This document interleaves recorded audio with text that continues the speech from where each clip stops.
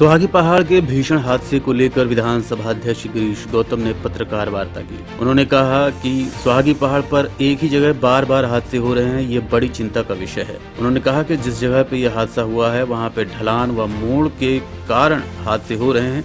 सड़क का लेवल भी ठीक नहीं है। कलेक्टर जल्द ही सुरक्षा समिति की बैठक व विशेषज्ञों से उन्होंने सुझाव मांगे हैं। साथ ही तकनीकी जानकारों की टीम बारीकी से निरीक्षण करेगी, इस बात का उन्होंने विश्वास दिलाया। इसके पहले भी सुहागी में कई बार बड़ी दुर्घटनाएं हो चुकी हैं। सुहागी टोल प्लाजा में 4 पहिया वाहन का ब्रेक फेल होने से डिवाइडर से टकरा गई थी, जिसमें 10 फीट उछलने के बाद वो डिवाइडर के ऊपर गिरी, जिसमें 2 लोगों की मौत हो गई थी। सुहागी पहाड़ में उतरते समय एक ट्रक का ब्रेक फेल हो गया था और उसमें टोल प्लाजा के कर्मचारियों को कुचल दिया था। इस हादसे में 4 लोगों की मौत हुई थी। सुहागी पहाड़ में ही ब्रेक फेल होने से ट्रक दूसरे खराब ट्रक में टकरा गया था। उसकी मरम्मत कर रहे सतना के 3 श्रमिकों की मौत हो गई।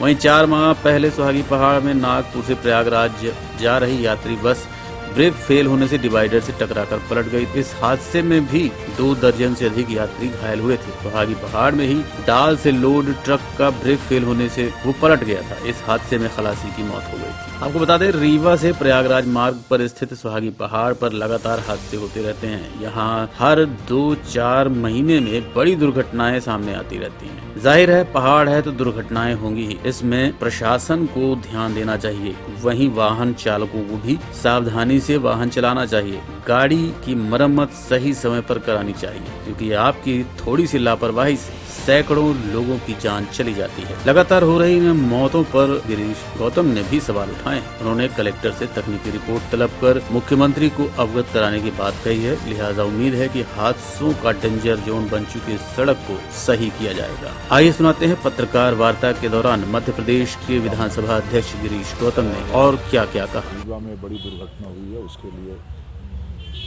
एक तरह से ये कहा जा सकता है कि बड़ी दुखद घटना है, जिसमें से 14 लोगों की मृत्यु होना और करीब 30 से 35 लोग घायल होना, तो वाकई में दुखद घटना है। इस अवसर पर जब हम दीपावली की खुशियां मनाने जा रहे हैं, ऐसी प्रकृति का प्रकोप हुआ जिसके कारण ये घटना घटी यहाँ पर। और मैं आज अस्पताल गया था, उसमें देखा मैंने लोगों को।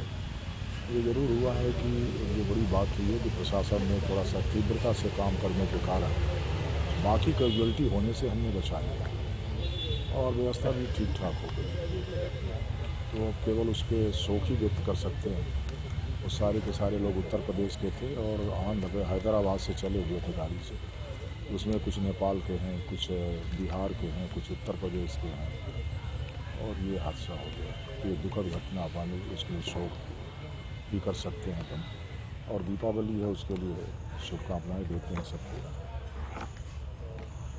और कोई प्रश्न हो तो जी, जो बस हैदराबाद से इलाहाबाद गोरखपुर जा रही थी,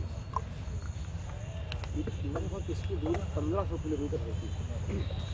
रीवा से हैदराबाद 1007 किलोमीटर है और हैदराबाद से गोरखपुर की दूरी जितनी होती है उसमें लगभग 36 से 37 घंटे लगते हैं, यानी 1.5 से पौने 2 दिन। जो ड्राइवर को कब नींद आ जाए, उसको रेस्ट नहीं मिलता है। ये घटना जो हुई है तो कहीं ऐसा ना हो कि झटकी लग गई हो। इस तरह के परमिटें जो जारी होते हैं सरकार की ओर से, क्या ये जायज़ है? नहीं, उसमें 2 स्थितियाँ। एक तो ये है कि जो घटना का समय है उस समय झपकी लगने का कोई ऐसा लगता नहीं है कि वो समय है। अभी मैंने आज कलेक्टर एसपी मेरे साथ थे, मैंने उनको कहा कि रोड सेफ्टी जो अपना एक बनती है उसकी बैठक बुलाओ और उसकी जांच करने। हाँ, सड़क सुरक्षा का बनता है, कमेटी रहती है उसमें बड़े अधिकारी रहते हैं, तो उनको कहा कि उनकी बैठक बुलाओ और उसका परीक्षण करने की आवश्यकता है कि आखिरकार वहीं क्यों एक्सीडेंट हो रहे हैं, वो प्रोन जोन क्यों है, दुर्घटना का स्थान वो क्यों है, बार बार क्यों बना हुआ है। और अभी जो सामान्य तौर पर जो हमारे स्तर के जो इंजीनियर हैं उनकी जो रिपोर्ट है, उनसे जब बातचीत मैंने की है, तो इस बातचीत से ऐसा लगता है कि वो जो सड़क है, सड़क में एक तो सीधा ऐसा करके टर्निंग है और एक टर्निंग के साथ ऐसी टर्निंग है, आप समझना। सड़क एक तो ऐसे टर्न हो रही है और वो सड़क भी ऐसी है, तो ज़रा भी स्लिपिंग होने पर वो बैलेंस से बाहर हो जाता है। दूसरा ये है कि सामने जो पहाड़ का पोर्शन दिखता है पहाड़ का पोषण हो जाता है, तो उससे भी थोड़ा सा ड्राइवर को कई बार असुविधा हो जाती है उसको टर्न करने में या सामने में दिखाई पड़ने में।